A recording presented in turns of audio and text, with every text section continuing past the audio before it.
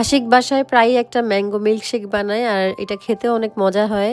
তো ও এই ম্যাঙ্গো মিল্কশেকটা কিভাবে বানায় সেটা আপনাদের সাথে আজকে শেয়ার করব। ম্যাঙ্গো মিল্কশেকের জন্য আমরা নিয়েছি প্রথমে ম্যাঙ্গোর একটা আইসক্রিম, যে কোনো আমের আইসক্রিম আপনারা নিতে পারেন। এখানে দুধ নিয়েছি, টক দই নিয়েছি। তো আমরা ব্লেন্ডারে প্রথমে বেলজিয়ামে যে ফ্রোজেন আমগুলো পাওয়া যায় সেগুলো দিয়ে দিয়েছি, যেহেতু দুইজনের জন্য বানাবো তো অল্প করে নিয়েছি। তারপর এটাতে মিল্ক অ্যাড করছি। প্রথমে 1 গ্লাস মিল্ক দিয়েছে ও, তারপর আরো হাফ গ্লাস অ্যাড করেছে। এই ম্যাঙ্গো মিল্কশেক খেতে কিন্তু অনেক মজা হয়। আপনারা চাইলে বাসায় কিন্তু এভাবে ট্রাই করে দেখতে পারেন। যেহেতু বেলজিয়ামে এখন গরম পড়েছে, এই গরমের মধ্যে ম্যাঙ্গো মিল্কশেকটা খেতে কিন্তু খুবই মজা হয়। তারপরে ও এখন এটার মধ্যে অ্যাড করছে টক দই। এখানে 2 চামচের মতো টক দই আশিক অ্যাড করেছে।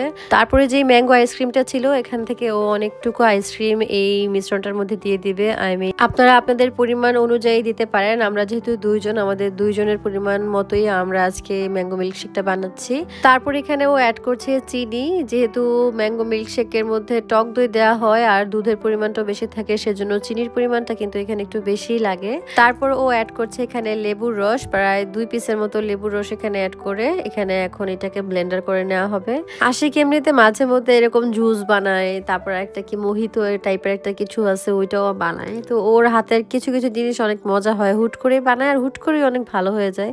এমনিতে রান্না বান্নার কোনো কাজে হাতও দিবে না, কিন্তু এরকম জুস বানালে কেন জানি ওর হাতে অটোমেটিক মজা হয়ে যায়। আমি তো ওকে প্রতিদিনই মজার মজার রান্না করে খাওয়াই। তো আমি ওকে বলি মাঝে মধ্যে তুমিও আমাকে কিছু রান্না করে খাওয়াও। ও বলে যে রান্না বান্না আমাকে দিয়ে হবে না, বাট আমি চাইলে তোমাকে মাঝে মধ্যে এই ধরনের জুস টুস বানায় খাওয়াইতে পারি। বাট আজকের বানানো এই ম্যাঙ্গো মিল্কশেকটা অনেক মজা হয়েছে, আপনারা চাইলে বাসায় ভাবে বানাতে পারেন। ও যেহেতু এত মজা করে আমাকে মিল্কশেক বানিয়ে খাওয়িয়েছে, এর জন্য আমি চিন্তা করেছি আজকে রাতে যে স্ন্যাক্স আইটেম আছে ভাজা পোড়া সেগুলো আমি ওকে করে খাওয়াবো। তো এখন বাজে রাতের 12টা। এখন আমি ভাজা পোড়া নিয়েছি শিক কাবাব, তারপরে নিয়েছি সমুচা। এই সমুচার প্যাকেটগুলোতে 50 পিস করে সমুচা থাকে। নিয়েছি roasted hot chicken wings, oven baked chicken wings খেতে কিন্তু খুবই মজা লাগে। আর নিয়েছি কালামারি। এখানে কালামারির পুরো প্যাকেটটাই আছে, এখনো খোলা হয়নি, আজকে খুলে তারপরে প্রথম আজকের দিনই খাবো। নিয়েছি জিগজ্যাগ ফ্রিতেন ফ্রেঞ্চ ফ্রাই। তো আজকে যা যা ভেজে নিব সবকিছু একটা প্লেটে নিয়ে নিয়েছি।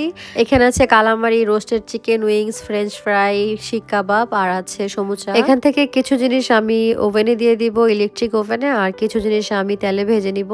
তো আমি এখানে কাবাব আর চিকেন উইংস গুলো ইলেকট্রিক ওভেনে দিয়ে দিয়েছি, আর বাকি যা ছিল সেগুলো আমি তেলে ভেজে নিব। প্রায় 250 হিটে আমি 30 মিনিটের মতো 25 মিনিটের মতো দিয়ে রেখেছি। আর এদিকে আমি কালামারি গুলো তেলে ভেজে নিচ্ছি। কালামারি গুলো আমি অল্প আঁচেই ভেজে নিচ্ছি যাতে ভিতরটা ভালো মতো কুক হতে পারে। কালামারি হচ্ছে স্ন্যাক্স আইটেমের মধ্যে আমার সব থেকে পছন্দের একটা স্ন্যাক্স আইটেম। আমি প্রায় ভিডিওতে বলি না যে রাতে ভেজে পুড়ে খাই, এগুলোই আমি রাতে ম্যাক্সিমাম টাইমে খাওয়া দাওয়া করি। যদিও এগুলো অনেক আনহেলদি এবং শরীরের জন্য খারাপ, তারপরেও কিন্তু অনেক মজা লাগে খেতে। এই তেলে ভাজা খাবার খাওয়ার অভ্যাস আমার আগে ছিল না, এই অভ্যাসটা আমার হাজবেন্ডের থেকে আমার মধ্যে ট্রান্সফার হয়ে গিয়েছে। আমরা যেহেতু মাসিক বাজারটা একসাথে করি, আর যখন সুপার মার্কেটে যাই ও এই প্যাকেটগুলা মানে ফ্রোজেন এই খাবারগুলা একসাথে অনেকগুলো নিয়ে আসে।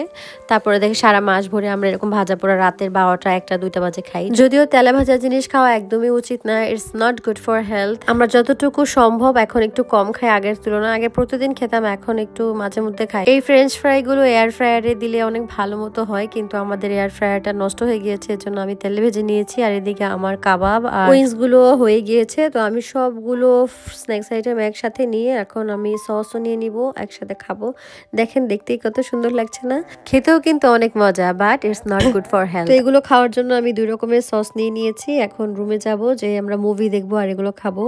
এদিকে আরিশা ঘুম থেকে উঠে গিয়েছে, ওই ভাজা পোড়া দেখে বারবারই ধরতে চাচ্ছে। আমি ওকে বারবারই সরিয়ে দিয়েছিলাম, বারবারই ধরছে। আরিশার চুলগুলো কিন্তু ইদানিং আমি ঝুটি করে দিই ছোট ছোট, ওকে দেখতে খুবই কিউট লাগে। তো আমরা এখানে গান শুনছিলাম আর আরিশাকে বসিয়ে রেখেছি। তো আমরা এখন খেয়ে দিয়ে নিচ্ছি। আজকের ভিডিও এখানেই শেষ করবো। সবাই ভালো থাকবেন, সুস্থ থাকবেন। আমার ব্লগটি কেমন লাগলো কমেন্টে জানাবেন।